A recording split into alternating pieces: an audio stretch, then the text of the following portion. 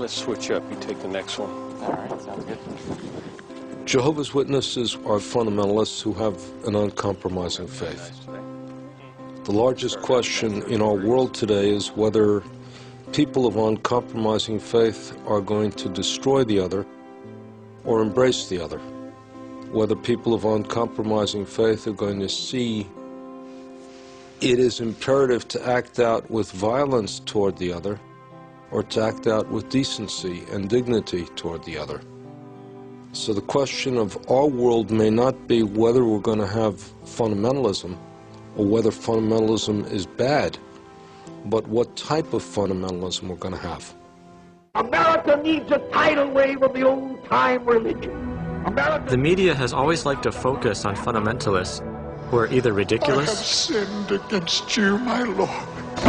or dangerous. Well, the children say you might have to bear a gun. The Bible says that there is a way which seems right, but the end thereof are the ways of death.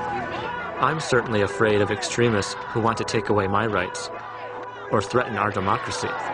But the Bible's very clear how God loves people and how he feels. Yet Jehovah's Witnesses practice a different kind of fundamentalism. Their door-to-door message may be annoying, but their uncompromising faith hasn't hurt our freedom.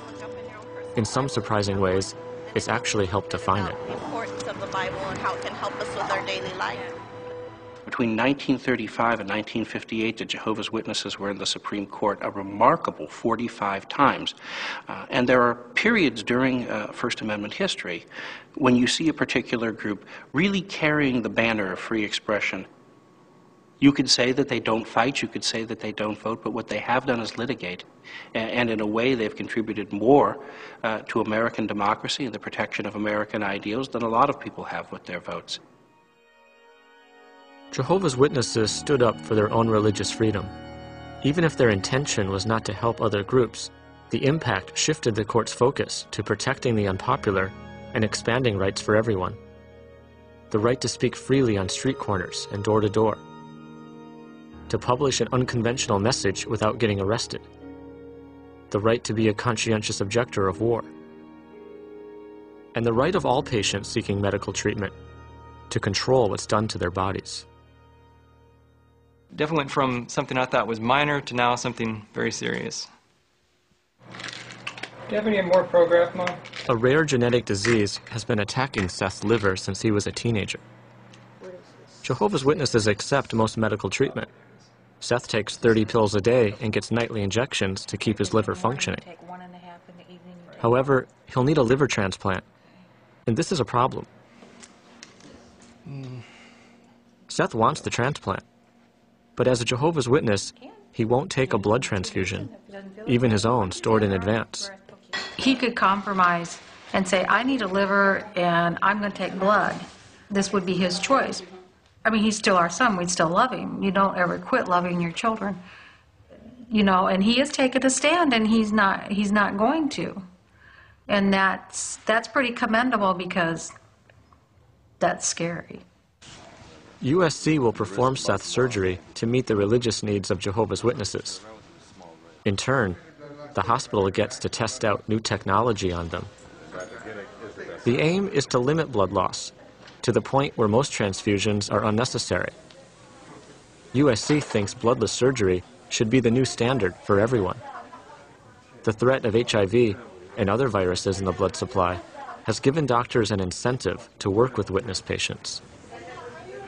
That led to this weird alliance between very strange bedfellows. Jehovah's Witnesses, who never liked blood, didn't want to use blood, and a scientific community trying to figure out how are we going to do surgery if we can't use the blood supply because it might be infected. So they came together in this bizarre confluence and said, let's try and use less blood or no blood. This is a scary time, but hopefully, more than likely, it's all going to turn out okay.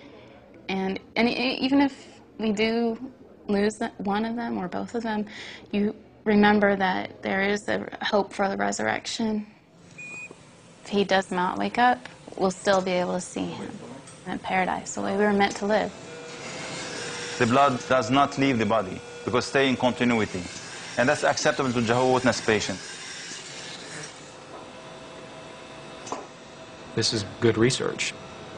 Of course, ultimately, we're not talking about cells in a petri dish or a lab rat. We're talking about a young man with a family with potentially a long future ahead of him. Maybe not. By the 1930s, Jehovah's Witnesses had 25,000 members in Germany. Like their American counterparts, the German witnesses were nonviolent and apolitical. They refused to say Heil Hitler or serve in the army. Instead, they stood on street corners, proclaiming their allegiance only to God. In the eyes of the Nazis, the Jehovah's Witnesses were Germans, Aryans, just like themselves. They were incensed when Jehovah's Witnesses refused to accept the authority of the state. Get them away, the Nazis felt, from the rest of society before they expose the Fuhrer and the Nazi conformity. 10,000 witnesses were sent to prisons and concentration camps. The rest went underground. The prisoners smuggled detailed diagrams and first-hand reports of atrocities out of the camps. The witnesses tried to alert the world. They printed the accounts in Watchtower publications in many countries and broadcast them in America. They spoke out against the persecution of Jews at a time when most people were quiet. The Nazi state considered them extremely dangerous. As a young boy, Joseph Kempler was raised in a devout Jewish family in Krakow, Poland. As a teenager, he survived 6 concentration camps. It was in the camps he first saw Jehovah's Witnesses. After the war, he left Judaism and became a Jehovah's Witness himself. It's difficult to speak to Jews. They say, I became a traitor. 6 million Jews died by being Jewish, and now I turn away from it and join the other side. I was among those survivors who felt that God was really responsible and guilty. He was the one that permitted the Holocaust. So we didn't fail him, we didn't do anything wrong, he failed us. And this is a very common belief. God is being maligned and misunderstood and in many different ways looked down upon as being uncaring or dead or whatever.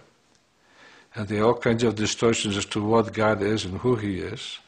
To be able to speak up in his defense is what a powerful turnaround from somebody who, where I was, to become a defender of God. What a wonderful privilege this is.